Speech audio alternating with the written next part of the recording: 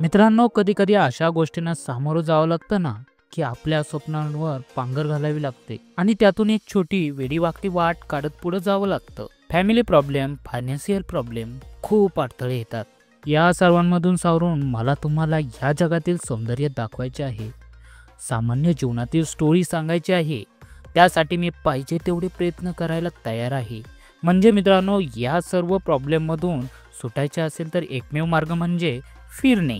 चला मग, आज मी तुम्हाला अशा आगळ्या वेगळ्या ठिकाणी मी तुम्हाला फिरायला घेऊन जातो. त्याचं नाव आहे रंधा फॉल. बेसिक सांगायचं म्हटलं तर पावसाळ्यात या ठिकाणाचे वातावरण अतिशय सुंदर असते आणि ते मी तुम्हाला दाखवणारच आहोत. पावसाळ्यामध्ये पण आणि आता उन्हाळ्यामध्ये कशी दिसते हे तर अनुभवा.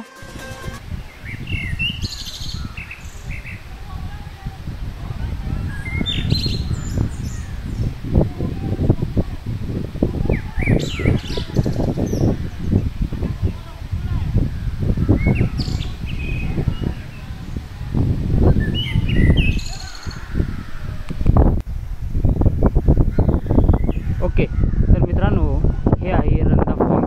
मित्रांनो, या ठिकाणी एकदम जबरदस्त असं वातावरण आहे किंवा पर्यटन स्थळ आहे. मित्रांनो, या ठिकाणी तुम्ही जरूर या, तुम्हाला एकदम छान पद्धतीचं वाटेल.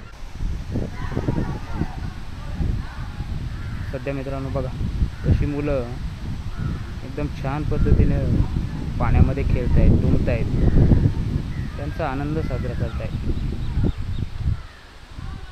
आणि मित्रांनो, हा खाली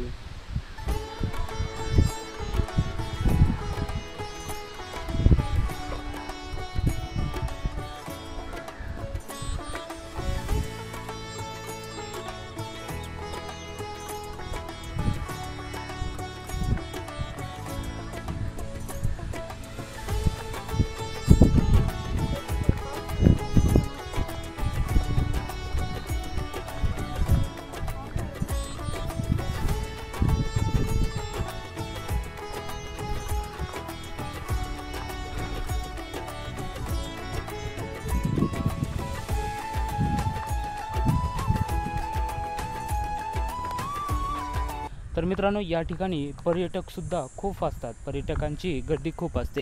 आता सध्या मित्रांनो ऊन असल्या कारणास्तव या ठिकाणी गर्दी नाही.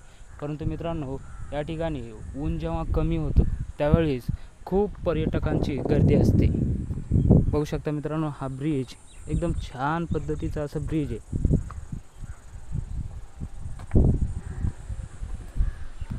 मित्रांनो, ज्यावेळेस पूर्ण काठोकाठ पाणी भरलेलं असतं त्यावेळेस ते एकदम असे कडक सीन येतात ना, की जबरदस्त.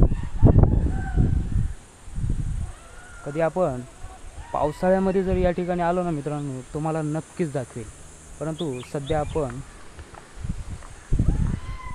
मित्रांनो, सध्या आपण उन्हाळ्यामध्ये फिरायला आलो आहे, म्हणून मित्रांनो तुम्हाला एवढं छान पद्धतीचं वाटत नसेल. परंतु मित्रांनो, पावसाळ्यामध्ये या ठिकाणचं वातावरण एकदम जबरदस्त असतं.